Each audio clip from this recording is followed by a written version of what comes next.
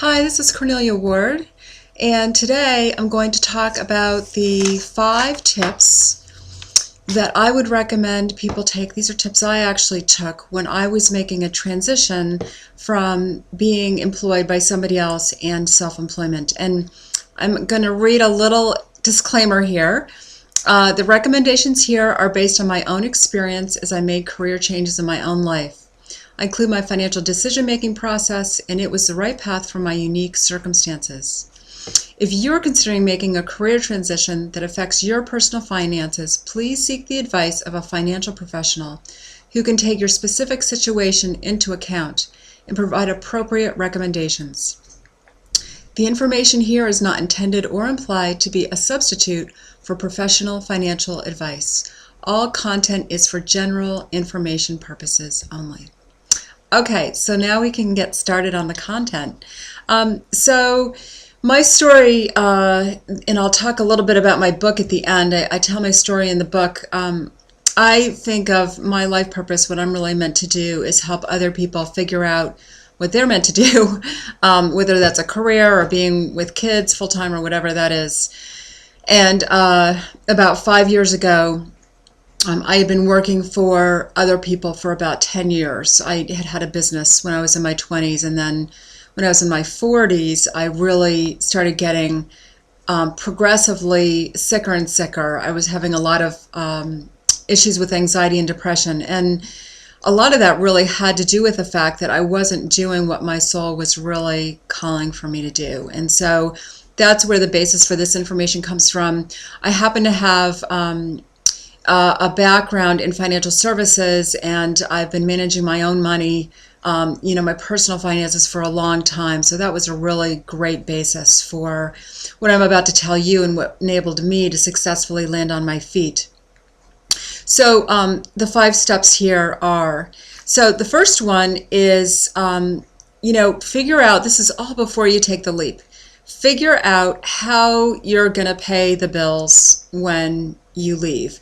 I actually met with a lawyer a few years ago who had left his practice and thought that the business that he started was going to actually be able to replace his salary. And think about this, so he was a lawyer, so he was probably making a pretty good salary. And he thought that his business was actually going to start making money right away. And he was really nervous because it was a few months in, and he wasn't replacing his salary, and he had a child, and I think his partner worked, but he had a family to support, and he had to replace that income. So this is what I did, is I actually projected 2 to 3 years out. I had no idea how long it was going to take to start a business, and my unique circumstance was that I actually was pretty ill. I mean, I kind of crashed and burned before I left my job. And so I took these steps I'm going to tell you, but then, the first really step for me, the huge step, was just getting my health back on track so that I could actually function and work and actually earn a living. So no matter what your circumstances, the first step would be to just make sure you know how your bills are going to get paid, and project out 2 or 3 years. If you don't know how to do that, you can sit down with your accountant or a financial planner of some kind, and they can help you map that out. Okay, so that's the first step. The second step, and I just mentioned this, is to create a backup plan, 2 or 3 backup plans. So, I had enough savings to get me through a couple of years, but I wasn't sure.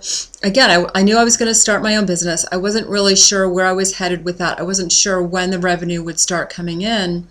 And so I put together, this is before I left my job, I got a line of credit out against, the equity in my home, which is a really typical way that a lot of business owners first get started, is they, use the equity in their home. There are risks associated with that. And again, this ties into the disclaimer at the beginning of the video that you should really see what works best for your situation. This is what made sense to me, and so this is what I did. So I got approved before I left my job for a line of credit on my home equity. And the reason why it's important to do this before you leave your job is that the bank or whoever you're applying to is going to have to go to your employer and verify employment. And if you've already left your job, there's no way to verify employment. There's no steady income coming in. It's pretty tough to get a line of credit at that point. So that would be maybe a reasonable backup plan. The other one might be, in my case, I went to family and said, here's my situation. I've got some savings, but if something happens that I don't expect, would you back me up? And so that was able, that I was able to actually leave my job knowing that I had my own cushion in a local savings bank, not in the stock market, which is volatile. And then I had two backup plans on top of that. So that's tip number 2. So tip number 3 is, obviously you're going to need this for the first one about making sure you can pay your bills. But a lot of people don't track their monthly expenses on a regular basis. And so it's really hard to calculate how much you're going to have to set aside or cover on a monthly basis if you don't know where you're starting from. So you need to know right now what your monthly expenses are. I use an Excel spreadsheet. If you want to email me at corneliaward.com, I'd be happy to send you a spreadsheet that's blank. It's got the formulas are filled in, and it's something that you could use and adjust to your situation. So I think that's an effective thing to do, is to track your expenses on a monthly basis so you know exactly where you are. You should be doing that anyway, even if you're not thinking about making a transition. So that would be tip number 3. Tip number 4 is actually connected to that. So you have certain monthly expenses now, and there are going to be certain benefits that you're not going to have when you leave your employer. Your health insurance may go away. There may be other benefits that you're getting now that you need to replace. So you need to do that homework now and figure out how you're going to get those needs covered. Health insurance, life insurance, those are just some common ones that go away.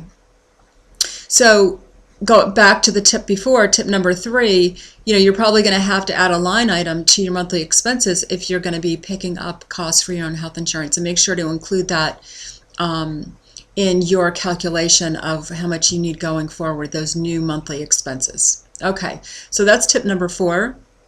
And then tip number 5 is, it's less about finances and more about kind of emotional support. And that is, taking a leap and leaving a secure job, which I guess you can say quote unquote secure, because, very few jobs are really secure these days. But a lot of people, it's a big leap of faith. I mean, for me, I had to leave my job. I was really ill. The job was clearly the culprit, and so I needed to make that change. But still, it was a big leap of faith, even though I had that money set aside, even though I had a couple of backup plans. So talk to someone, who's supportive. You don't want to go to a naysayer. There's a saying, don't go to the hardware store for milk. Go to people that are going to be supportive, friends, family, a coach, someone who can just help walk you through emotionally taking the steps. And just, someone to just get some feedback from about your plan. So those are the 5 tips that I took in order to successfully land on my feet. That was about 5 years ago. And I can tell you that it's worked out really well. I feel like I'm really on a solid financial foundation and a solid emotional foundation with the emotional support that I need. So I hope that was helpful. So again, think about one step you can take. Now I'll tell you, the monthly expenses is an obvious one. If you're not already tracking your monthly expenses, you should be doing that anyway. The other step you might want to think about taking is that I'm actually, this Thursday, which is February 6th, 2014, I will be offering a free teleclass. If you'd like to email me at corneliaward.com, and I will give you the call-in information. It will be a recorded call. And the reason I'm telling you about that here is that call, which of course is free, there's no cost to you from me. There may be phone charges, I suppose, but it's really about life purpose and finding your true calling. So we'll be talking about that for an hour. I will probably open that up for questions at the end as well. And then the last thing I want to tell you about is there's a chapter or two in my new book about navigating these transitions, both from a financial point of view as well as just finding what the right career is for you and what steps to take. And if you'd like to check that out, that's on my website. The website is goforwardfearlessly.com/pre-order. And that's where you can go on my website to order the book. I'm also offering free chapters. That's not quite available on the website yet if you're watching this in February of 2014, but it will be soon. You can certainly email me and I'd be happy to send you a free chapter. So anyway, so I hope that was helpful, and would love to hear your stories about how you've navigated transitions in the past, maybe from employment to self-employment. And would love to have you come on Thursday. Anybody who's interested in coming is welcome to come to that. Thanks so much and take care.